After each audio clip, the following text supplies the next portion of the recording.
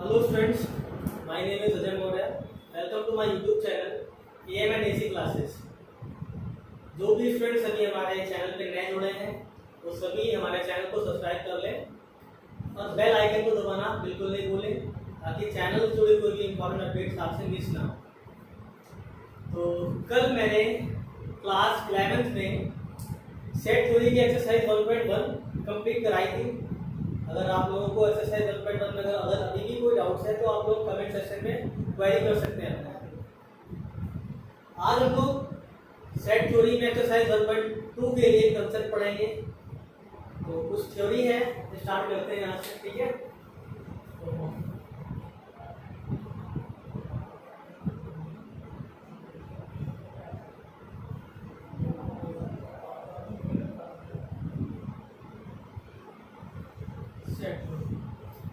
सबसे पहला यहाँ टॉपिक है cardinal number of a set.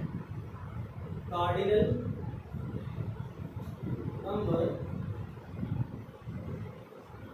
Of a set, एक सेट का कार्डिनल नंबर क्या होता है। तो मैंने कहा कोई सेट ए है, सेट ए के अंदर मान लिया 1 2 3 4। इस सेट के अंदर कितने एलिमेंट आ रहे हैं? तो 4 एलिमेंट आ रहे हैं। तो हम लोग बोलेंगे इस सेट के अंदर अगर 4 एलिमेंट आ रहे हैं तो इस सेट का कार्डिनल नंबर कितना होगा? 4। बहुत इजी सा है। कोई सेट है बी, इसके अंदर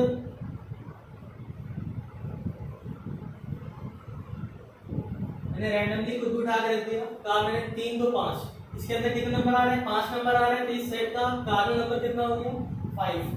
कार्डिनल नंबर को डिनोट किससे करते हैं? मैंने कहा सेट ए का कार्डिनल नंबर लिखा तो मैंने कहा एन ए का मींस क्या है? कार्डिनल नंबर ऑफ सेट ए। यहाँ पे कितना है? 4 है तो एन इक्वल्स टू 4। यहाँ भी है तो एन बी इक्वल्स टू कितना हो जाएगा? 5। ठीक है। तो कार्डिनल नंबर डिनोट इससे करते हैं N of A, cardinal number of set A equals to 4, cardinal number of set B equals to 5। ठीक है। आई होप इतनी बात आपको क्लियर हो गई। बहुत इजी है ये, कुछ नहीं है इसमें। ठीक है, मैं इसको रब करता हूँ, इसको फिर भी नोट कर लें। अच्छा अभी देखते हैं। मैंने कहा लेट किया, कोई सेट है लेट एनी सेट ए, कोई सेट ए है। Number of elements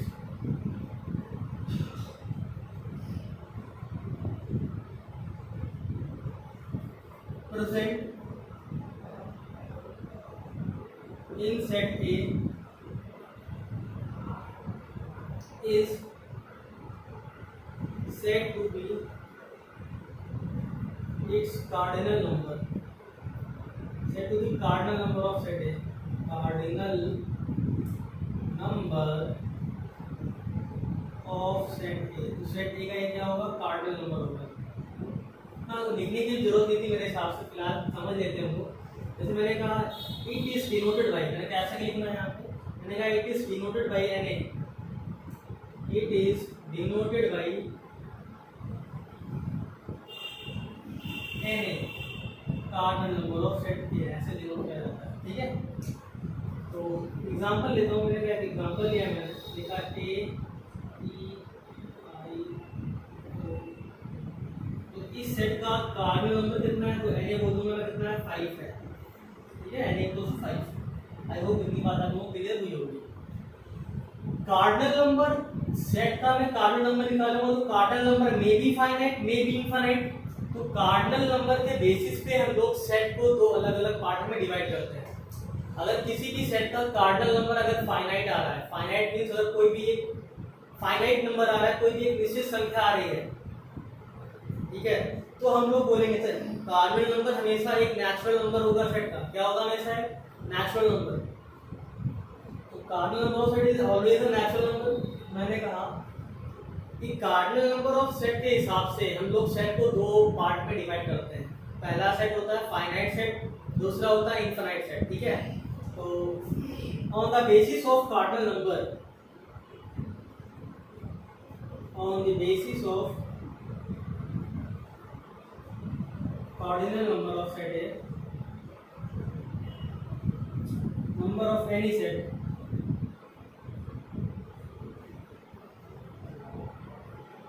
cardinal number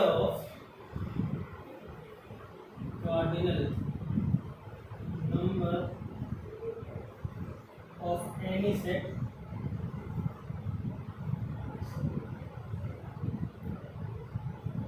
is divided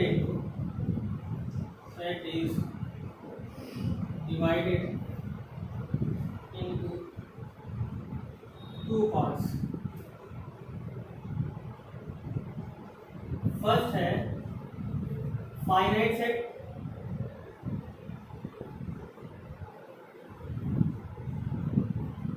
दूसरा है इनफाइनाइट सेट।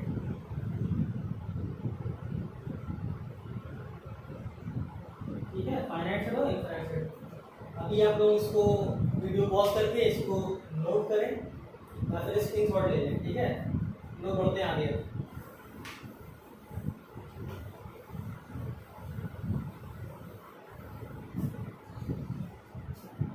ठीक है, तो फाइनाइट सेट भी हम लोग आते हैं। मैंने कहा फाइनाइट सेट क्या होता है? Finite set having cardinal number, a set having definite number of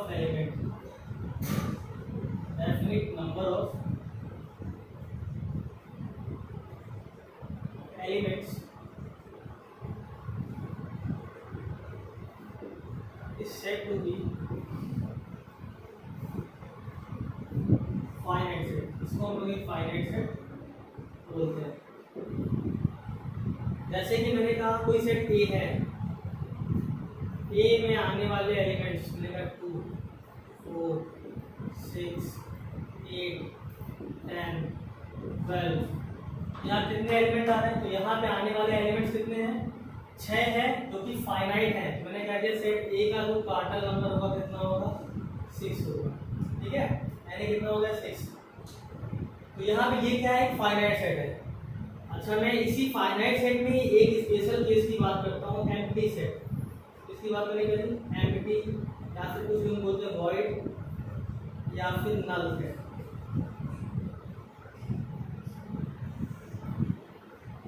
एक ऐसा सेट जिसके अंदर कोई भी एलिमेंट ना हो। ठीक है, a set having no elements,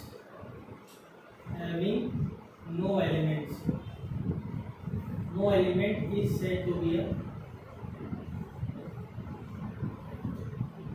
empty set, to be an empty set। ठीक है, देखते हैं। मैंने कहा a equals to 5, मैंने कर्ली ब्रैकेट बना दिया। अभी तो कर्ली ब्रैकेट बनाया, इसके अंदर कुछ नहीं लिखा, क्या बोल दिया? कर्ली ब्रैकेट लिख दिया ऐसे मैंने। इट इज डिनोटेड बाई, फिलहाल मैं इसको ऐसे यहाँ लिखना भूल गया। इट इज डिनोटेड बाई, इसको डिनोट करते हैं एक ग्रीक अल्फाबेट होता है 5, ग्रीक लेटर 5 से हमको उसको डिनोट करते हैं। और इसको ऐसे भी लिखते हैं कि ए का कर्ली ब्रैकेट बनाया, इसके अंदर कोई एलिमेंट नहीं आ रहा। तो ये भी क्या है? ये क्या है? एक नल सेट है।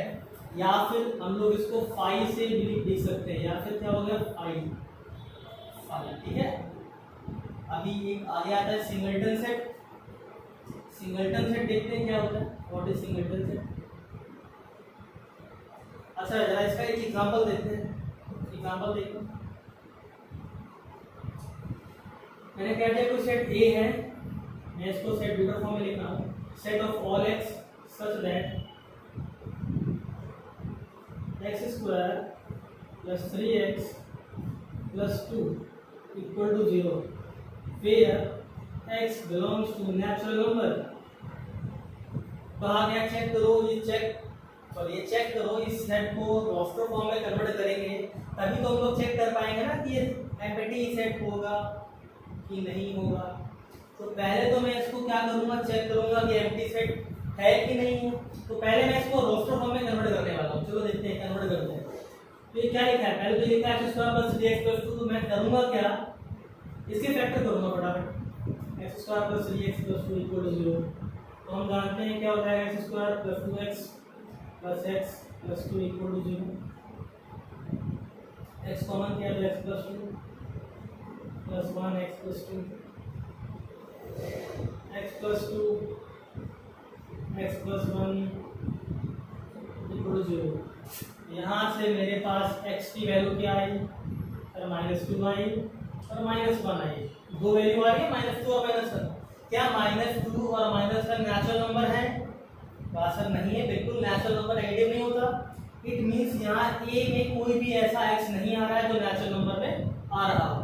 तो यहाँ पे मेरे पास a कैसा सेट आ गया, तो मैंने यहाँ पे कंक्लूड कर लिया कि मेरे पास a जो आया वो एक एम्प्टी सेट आ गया, इसके अंदर कोई भी एलिमेंट नहीं है। मैंने 5 से भी लिख दिया इसको, इक्वल्स टू 5। ठीक है, तो एम्प्टी सेट इस टाइप में अगर बन गया तो कंफ्यूजन क्रिएट होती है। तो इसको हमें तुरंत रोस्टर फॉर्म में कन्वर्ट करना होता है। रोस्टर फॉर्म में जैसे कन्वर्ट कर लेंगे हम लोग चेक कर लेंगे ये एम्प्टी है या नहीं है। कोई एलिमेंट नहीं आएगा तो एम्प्टी हो जाएगा अपने आप। ठीक है, आई होप इतनी बात आप लोगों को क्लियर हुई होगी। वीडियो को पॉज करके नोट कर ले या फिर स्क्रीनशॉट ले लें। ठीक है, आगे बढ़ते हैं लोग।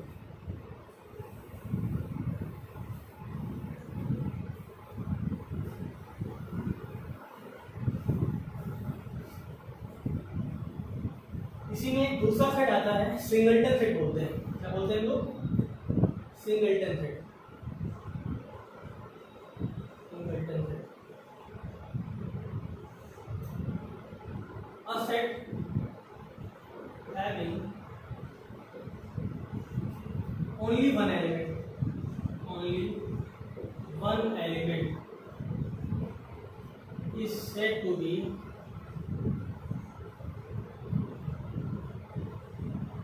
a singleton set।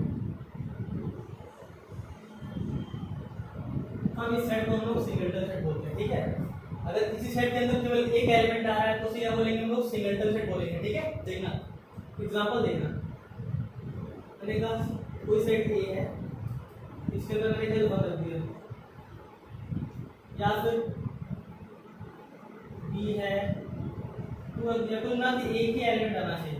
ठीक, अब इसका एक स्पेशल एग्जांपल है, समझ लेना अच्छे से। कर्ली ब्रैकेट बनाया मैंने, इसके अंदर 5 रख दिया।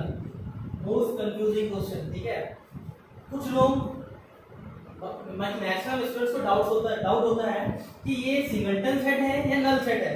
तो ये कंफर्म है सिंगलटन सेट है, it is a singleton set. इसको क्या बोलेंगे? सेट हैविंग 5, अब ब्रैकेट में लिख देना द ग्रीक लेटर। ये ग्रीक लेटर है 5, जिसको ये सेट कंटेन कर रहा है। A set having 5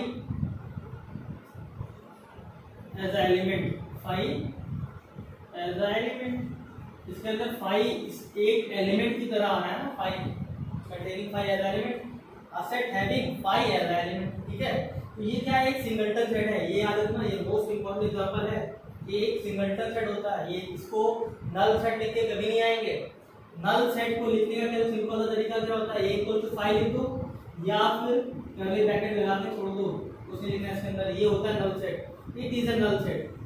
लेकिन ये क्या है? सिंगलटन सेट है। ठीक है, इसमें किसी को कोई डाउट नहीं होना चाहिए। ठीक है, इसको आप लोग नोट करें। आगे देखते हैं। सिंगलटन सेट हो गया। अब ऐसे ही दो एलिमेंट वाले आएंगे तो उन सबको कोई स्पेसिफिक नाम नहीं होते। 3 आ रहा है, कोई स्पेसिफिक नाम नहीं है उसका। अब हम लोग देखते हैं इनफाइनाइट सेट क्या होता है। फाइनाइट सेट में दो इंपॉर्टेंट सेट थे, एक जिसके अंदर एक एलिमेंट ना आ रहा हो, एम्प्टी सेट या फिर नल या वॉइड, 3 नाम होते हैं। दूसरा क्या है? सिंगलटन सेट, जिसमें केवल एक एलिमेंट आ रहा होता है। ठीक है, अभी देखते हैं इनफाइनाइट सेट क्या होता है। इनफाइनाइट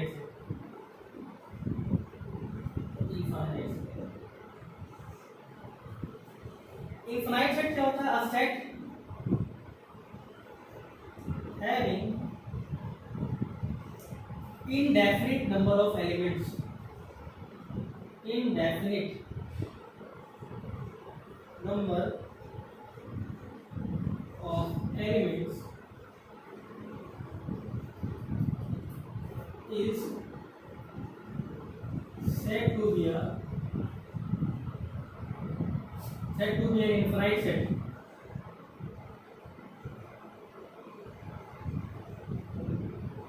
एक ऐसा सेट जिसके अंदर इंडेफिनिट नंबर ऑफ एलिमेंट्स आ रहे हो तो उसे हम लोग क्या बोलते हैं? इनफाइनाइट सेट बोलते हैं। ठीक है, एग्जांपल देखो बताता हूँ, ठीक है। जैसे हम लोगों ने छोटी क्लासेस में पढ़ा है, छोटी क्लास में अगर नहीं पढ़ा है तभी मैं यहाँ बताऊंगा। नेचुरल नंबर का सेट होता है set of natural number, set of natural number. इसमें कितने एलिमेंट आ रहे होते हैं? तो सेट ऑफ नेचुरल नंबर का एक स्पेशल नाम होता है कैपिटल एन से। मैं सब कुछ बताऊंगा, मैं इसका एक अलग से एक वीडियो बना के डाल दूंगा जिसमें मैं रियल नंबर के टाइप्स बताऊंगा। रियल नंबर के टाइप्स में rational number, irrational number, rational number में अलग अलग आते हैं, तो मैं सारा कुछ वहां पे आपको एक्सप्लेन कर दूंगा। फिलहाल अभी यहाँ देखते हैं। सेट ऑफ नेचुरल नंबर होता है, उसे हम लोग कैपिटल एन से डिनोट करते हैं। इसमें नेचुरल नंबर जानते हैं, बचपन से पढ़ा हुआ हम लोगों ने, क्या क्या होते हैं 1 2 3 4 5। अब कितने लिख पाओगे? इसके अंदर तो इनफाइनाइट एलिमेंट आ रहे हैं ना, कितने लिख पाओगे? लिख ही नहीं पाओगे सारे। तो एंड सो ऑन, याद रखना यहाँ 3 डॉट लगते हैं। किसी भी इनफाइनाइट सेट को अगर हम लोग को रोस्टर फॉर्म में लिखना होता है तो रोस्टर फॉर्म में लिखने का तरीका क्या होता है कि मैंने स्टार्टिंग में 3 या 4 एलिमेंट तो कम से कम लेने ही है, तो 3 4 5 जो भी एलिमेंट लिखनी लेती है, देन उसके बाद 3 डॉट लगाते हैं, कॉमा के बाद 3 डॉट, एंड सो ऑन। याद रखना है एंड सो ऑन, तो ये 3 डॉट भी लगते हैं, याद रखना। इम्पोर्टेंट बात है, आप यहाँ 3 डॉट ही यूज करेंगे। ऐसे याद करना है एंड सो ऑन। ये मैंने क्या पढ़ा इसको 1 2 3 4 5 एंड सो ऑन, कॉमा लगा है एंड सो ऑन, तो एंड का एक डॉट, सो का एक डॉट, ऑन का एक डॉट। ये कोई तरीका नहीं याद करने का, केवल एक मैंने बताया कि हाँ ऐसे याद कर सकते हैं, ठीक है। तो सेट ऑफ नेचुरल नंबर कैसा है? इनफाइनाइट सेट है।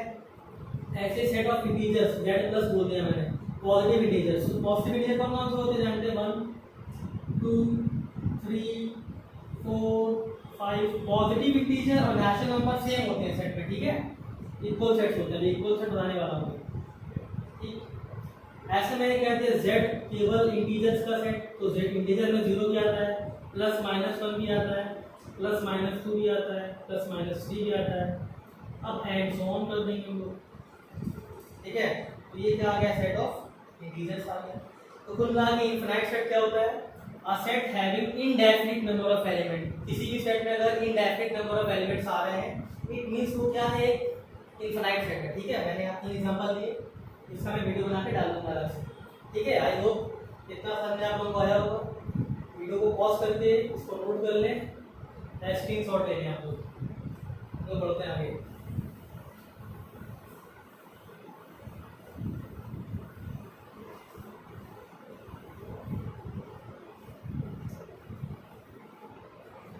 अब इसमें नेक्स्ट टॉपिक है equal sets.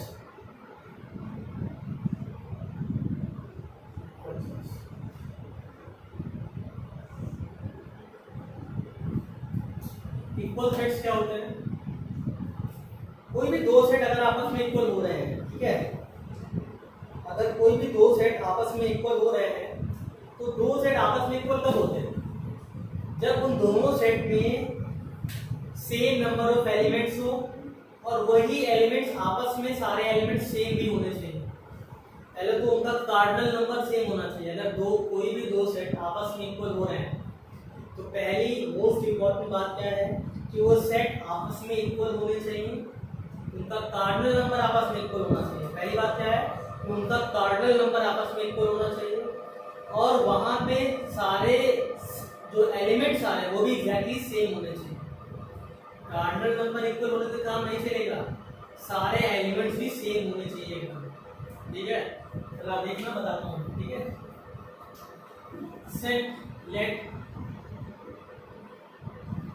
there is two sets A, B।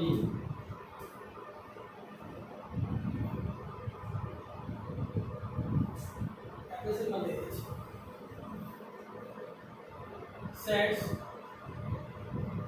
having same cardinal number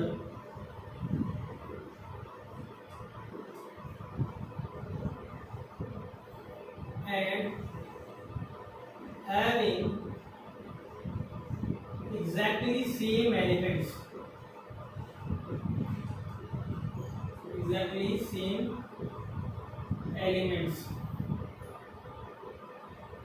are said to be equal sets to each other, एक दूसरे के बराबर कहलाएंगे, ठीक है।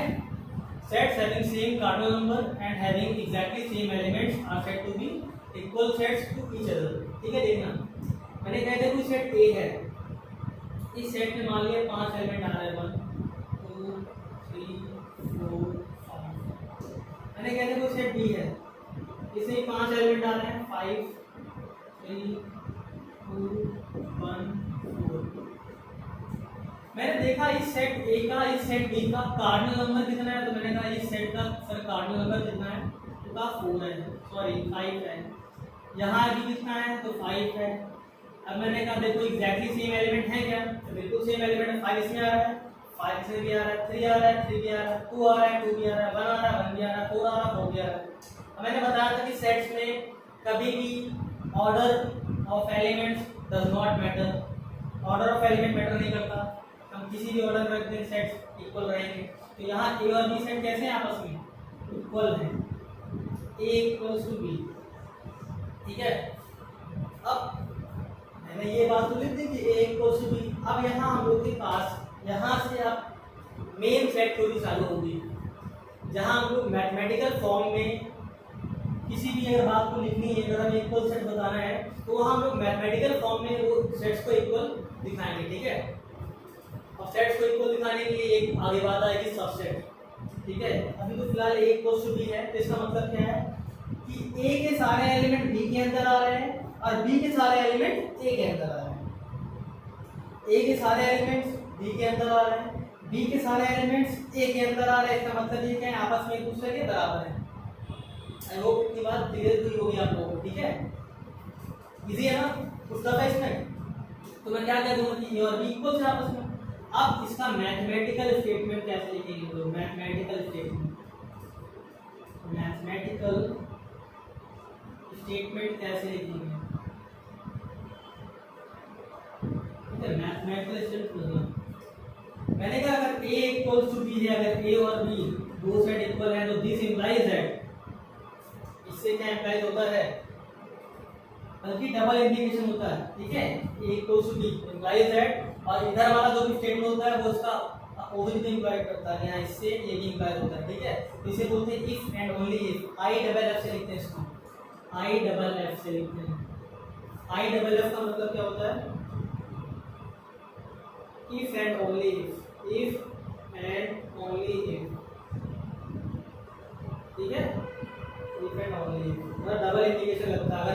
अगर मेरे पास ये असम्पशन है तो मैं कंक्लूजन ये निकाल सकता हूँ, अगर मैं चाहूँ तो इसको असम्पशन लेके ये भी कंक्लूजन निकाल सकता हूँ। तो ये मतलब है इसका, ठीक है। अगर ए इक्वल टू बी है तो मैंने कहा है for all X belongs to A implies that x belongs to b। सभी x, जितने भी x a में बिलोंग कर रहे हैं, उन सभी के करस्पॉन्डिंग जो भी x होगा वो b में बिलोंग करेगा। सभी x जो a में बिलोंग कर रहे हैं वही x b में भी बिलोंग करेंगे, और इसके साथ साथ एंड लगाया, जितने भी y for all y belongs to b implies that y belongs to a, ठीक है। क्या बताया मैंने, a इक्वल्स टू b है, तो इससे इफ एंड ओनली इफ क्या कंक्लूजन निकलता है कि for all x belongs to a implies that x belongs to b, and for all y belongs to b implies that y belongs to a, ठीक। तो मिला के देखो, मैंने a के एलिमेंट्स को x से डिनोट किया है और b के एलिमेंट्स को स्टार्टिंग में y से डिनोट किया है।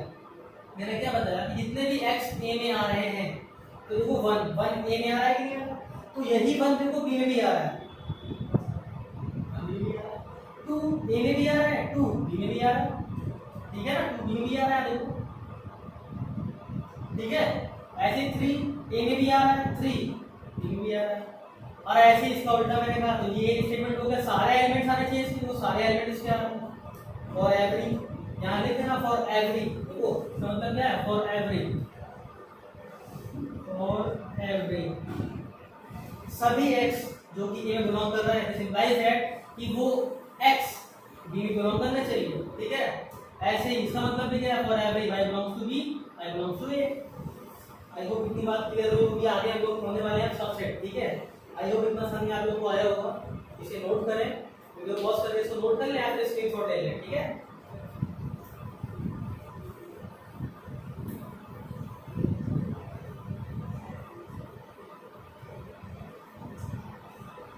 अब इसमें बात आती है सबसेट। व्हाट इज सबसेट, ठीक है। सबसेट मोस्ट इंपॉर्टेंट टॉपिक है इसका, सबसेट। एक्चुअली ये पूरा चैप्टर ही इंपॉर्टेंट है क्योंकि ये चैप्टर एक्चुअली में परम्यूटेशन एंड कॉम्बिनेशन, प्रोबेबिलिटी, इन सब का बेसिक टॉपिक है। ये रिलेशन फंक्शन, ये 4 टॉपिक आपस में इंटरलिंक्ड हैं, ठीक है। प्रोबेबिलिटी अगर पढ़ेंगे हम लोग तो प्रोबेबिलिटी में सैंपल स्पेस क्या होता है, सैंपल स्पेस को कैसे निकालते हैं, तो वहाँ रिलेशन फंक्शन की और सेट थ्योरी की हेल्प लेंगे, और अदर पॉसिबिलिटीज निकालने के लिए हम लोग किसकी हेल्प लेंगे, परम्यूटेशन कॉम्बिनेशन की। तो ये चारों टॉपिक आपस में लिंक्ड हैं। याद रखना कि चारों टॉपिक में अगर कमांड करनी है तो अच्छे से पढ़ना पड़ेगा, बेसिक स्ट्रांग होना चाहिए। प्रोबेबिलिटी बच्चों को समझ में बिल्कुल नहीं आती है। प्रोबेबिलिटी के मैक्सिमम क्वेश्चन बच्चे रखते हैं।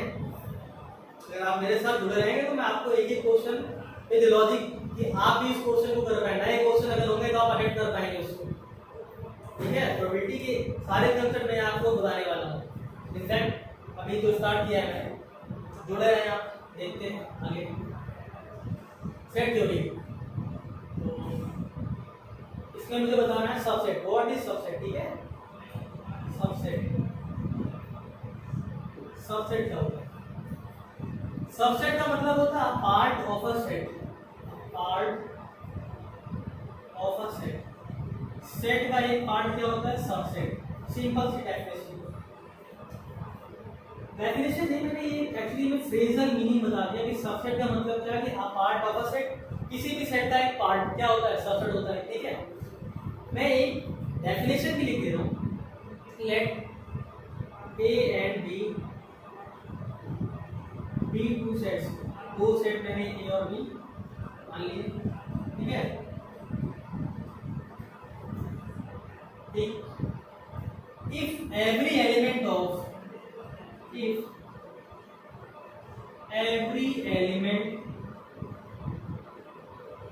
set A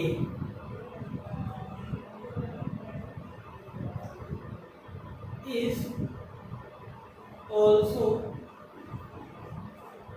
the element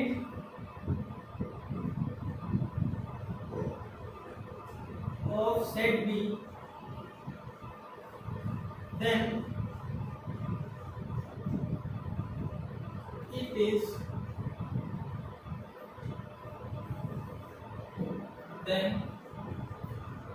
A is said to be a subset of set B। देखो ये सब इतना मैटर नहीं करती, डेफिनेशन नहीं पूछता है एग्जाम में, बस ये थोड़ा कंसेप्ट माइंड में बैठ जाता है, कुछ नहीं, ठीक है। लेट ये मेरे A और B दो सेट हैं, मैंने कहा every element of set A is also the element of set B, then A is said to be a subset of set B। Example देखना, समझना बताता हूँ। मैंने कहा एग्जांपल समझा रहा हूँ, समझना, ठीक है। कोई सेट B है, फिर मैं मैथमेटिकल स्टेटमेंट नहीं बताऊंगा, अभी मैंने ये सिंपल डेफिनेशन लिखी है। कोई सेट B है, मैंने कहा B में आ रहा है 1 2 3 4 5 6 7 8 9 10, ठीक है। मैंने कोई सेट A लिखा 2 4 6 8 10।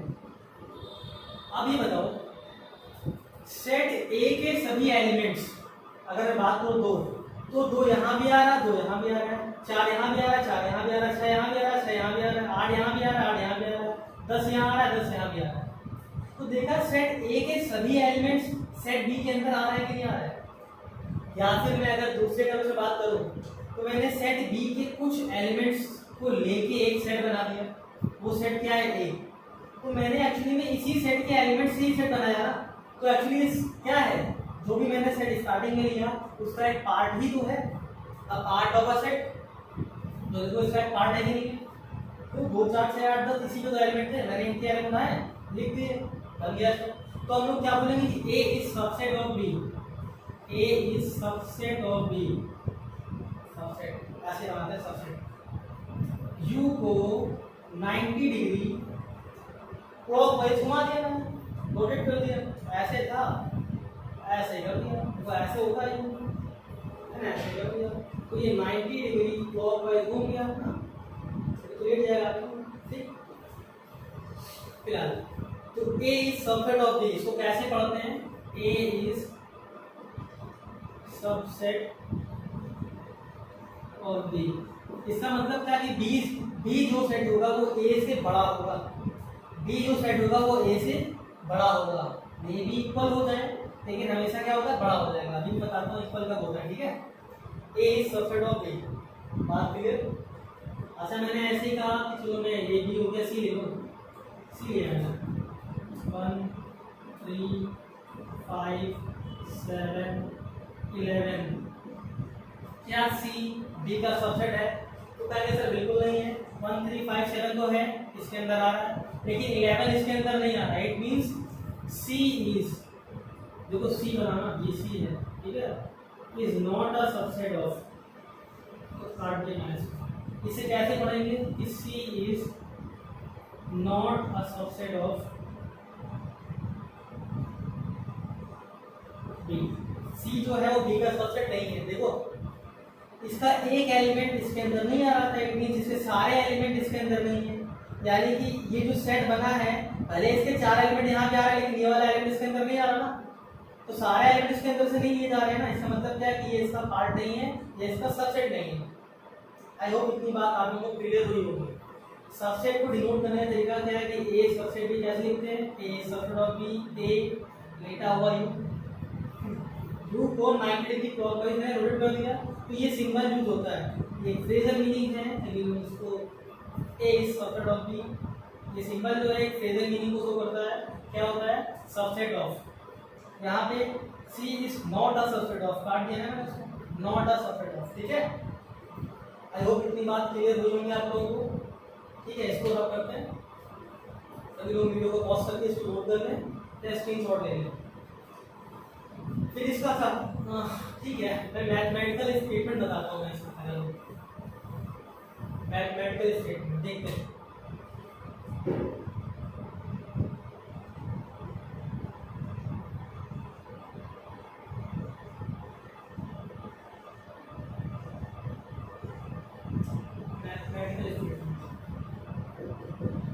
अब ये बताओ ए बी का सबसेट था, तो ए के सारे एलिमेंट्स बी के अंदर आ रहे हैं। तो मैंने कहा if A is subset of B, अगर ए बी का सबसेट है, दिस इंप्लाइज दैट, ये सिंबल किसके लिए होता है, सिंबल किसके लिए होता है, इंप्लाइज दैट, ठीक है। This implies that x belongs to, for every, यहां पे लिखेंगे लोग, for every x belongs to a implies that x also belongs to b। जितने भी x a में बिलोंग कर रहे हैं वो अगर x b में बिलोंग कर रहे हैं तो हम लोग क्या बोलेंगे कि a सबसेट b है। तो a सबसेट b की मीनिंग ये होती है, a सबसेट b की मैथमेटिकल डेफिनेशन ये है, ठीक है, कि for every x belongs to a implies that x belongs to b। ये a सबसेट b की मैथमेटिकल मीनिंग है, ठीक है। For every x belongs to A implies that x also belongs to B, ठीक है। तो दिक्कत आई होप इतनी बात आप लोगों को क्लियर हुई होगी। तो A सबसेट B को हम लोग, अच्छा यहाँ पे कई सारे मैथमेटिकल ऑपरेशन आएंगे आगे, तो वहाँ पे हम लोग इसको यूज करेंगे, ठीक है। ऐसे अगर प्रूफ करना हो कि B सबसेट है A का, B A का सबसेट है, प्रूफ करना हो तो कैसे करेंगे। तो मैंने कह दिया सर फॉर एवरी, अगर मैं यहाँ x यूज कर चुका हूँ तो मैंने कहा for every y belongs to b implies that y belongs to a। सही बात है ना। अब देखो यहाँ पे a सबसेट b था, दिखाई पड़ रहा था, उसको 2 है तो यहाँ भी आ रहा है, तो यहाँ भी आ रहा है, 4 आ रहा है, 6 आ रहा है, 8 आ रहा है, 10 आ रहा है। मैं इसके एलिमेंट्स की बात कर रहा हूँ, a के एलिमेंट्स की बात कर रहा हूँ। तो जो a के एलिमेंट्स a में आ रहे हैं वही एलिमेंट b में भी आ रहे हैं। अगर मुझे बी सबसेट ए प्रूफ करना हो, बी सबसेट ए प्रूफ करना हो तो मैं क्या करूंगा, मैंने इसी डेफिनेशन को यूज किया कि जो भी बी के एलिमेंट है वो ए में भी आने चाहिए। इसका मतलब क्या कि बी ए का पार्ट होना चाहिए, तो बी के सारे एलिमेंट्स ए के अंदर आने चाहिए। तो मैंने क्या लिखा, for every y belongs to B lies that y belongs to A. ठीक है, तो ये सारे y जो बी में बिलोंग कर रहे हैं वो सारे y ए में बिलोंग करेंगे। आई होप इतनी बात क्लियर हुई होगी आप लोगों को। ठीक है, अच्छा अब इससे मैंने इक्वल सेट्स के बारे में बात करी। अगर a इक्वल्स टू b है, जरा कुछ सोच समझ के बताओ। अगर a सबसेट b है, b सबसेट a है, जरा सोच समझ के बताना। a के सारे एलिमेंट्स b के भी सारे एलिमेंट्स हैं, और अगर साथ साथ ये भी बात हो जाए कि b सबसेट a भी हो जाए, तो b के सारे एलिमेंट्स a के भी सारे एलिमेंट्स। इसका मतलब क्या है कि a और b कैसे हैं, आपस में इक्वल सेट्स हैं। ठीक है, तो अगर a इक्वल्स टू b आ रहा है, this implies that if and only if a is subset of b and b is subset of a। ठीक है, अगर a और b आपस में इक्वल आ रहे हैं तो ये कंडीशन अच्छे से याद कर लें आप लोग कि a b का सबसेट होगा और b a का सबसेट होगा। ठीक है, a b का सबसेट होगा और b a का सबसेट होगा। तो मैंने क्या बताया, a इक्वल्स टू b कर दूंगा, जब a सबसेट होगा b का और b भी सबसेट होगा a का। आई होप ये बात आप लोगों को क्लियर हुई होगी। देखो ना, मोटी बुद्धि लगाओ। x a में आ रहा है, सारे एलिमेंट्स a के b में आ रहे हैं कि नहीं आ रहे हैं, और अगर मैं इन दोनों को एक साथ कंबाइन कर दूं, इसको भी ले लूं और इसको भी ले लूं, तो मैंने ये विस्तार स्टेटमेंट लिखा। इस स्टेटमेंट को अच्छे से याद करना है। ठीक है, और वही एलिमेंट b के भी सारे एलिमेंट्स a में आ रहे हैं। इसका मतलब क्या है कि अगर दोनों को मैं कंबाइन कर लूं तो दो सेट अगर आपस में इक्वल हैं तो a सेट के भी सारे एलिमेंट b में आएंगे और b सेट के भी सारे एलिमेंट a में आ जाएंगे। तभी तो होगा ना, यानी a सबसेट b होगा एंड b सबसेट a होगा। आई होप इतनी बात आप लोगों को क्लियर हुई होगी। ठीक है, इतना करते हैं। अच्छा, अभी मैं कुछ यहाँ पे पॉइंट लिख पा रहा हूँ, इंपॉर्टेंट पॉइंट्स हैं नोट्स वाले। ठीक है, नोट लिख लेते हैं यहाँ पे, अच्छे से याद करते हैं। पहला नोट क्या है, every set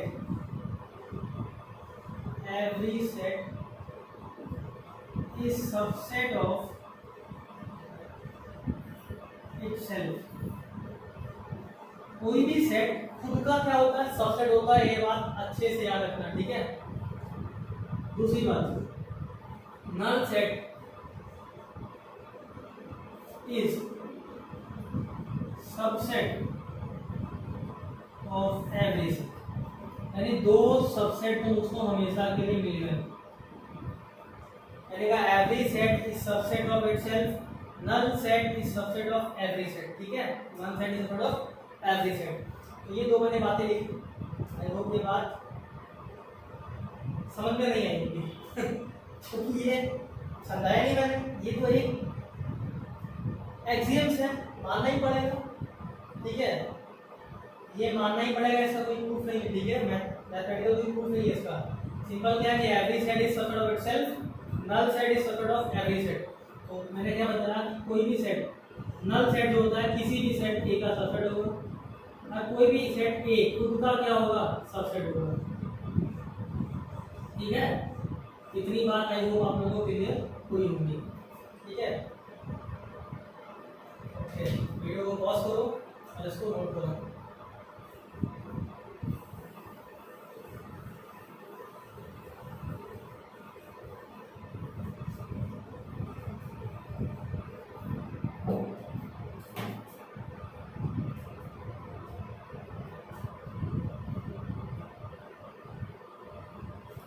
ठीक है, इतनी बात समझ आप लोग को आई।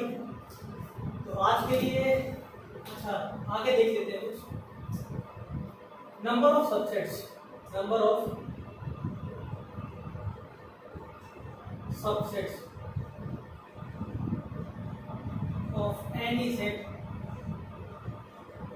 ए, किसी भी सेट ए के लिए मैं नंबर ऑफ सबसेट बता रहा हूँ। ठीक है, बहुत इजी है, समझते हैं। ठीक है, देखो मैंने बताया कि कोई सेट मेरे पास मैंने स्टार्टिंग में लेट किया कोई सेट ए है। इस सेट ए में मैंने कोई भी तीन element A 1 2 3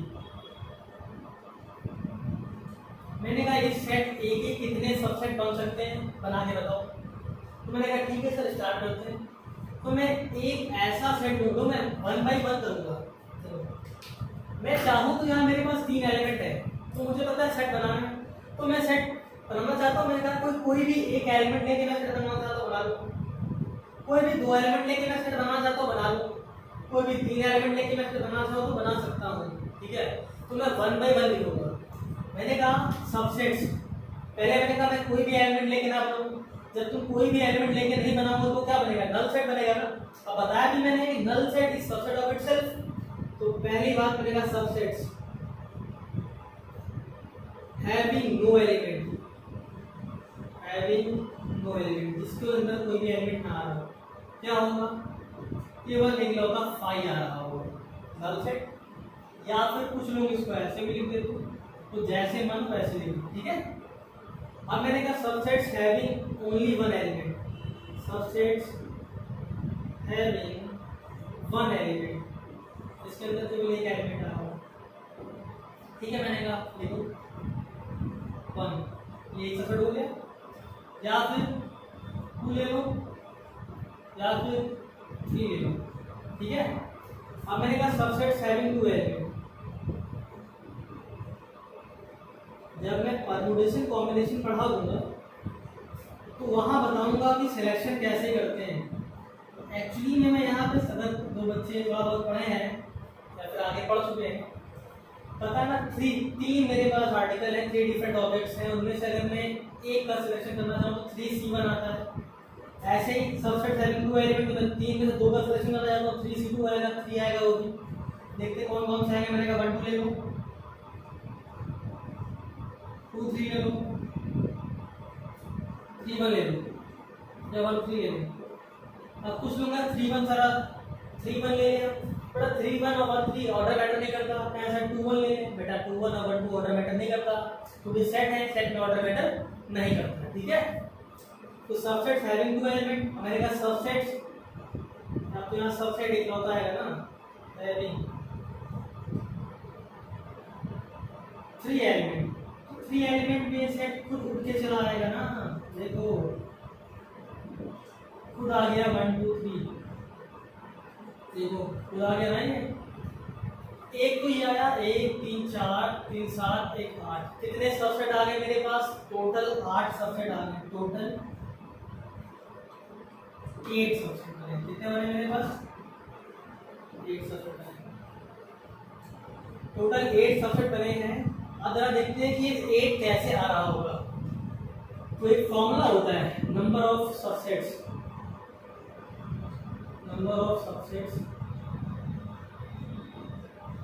of any set A having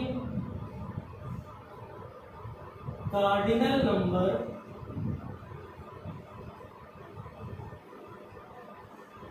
of set equals to n,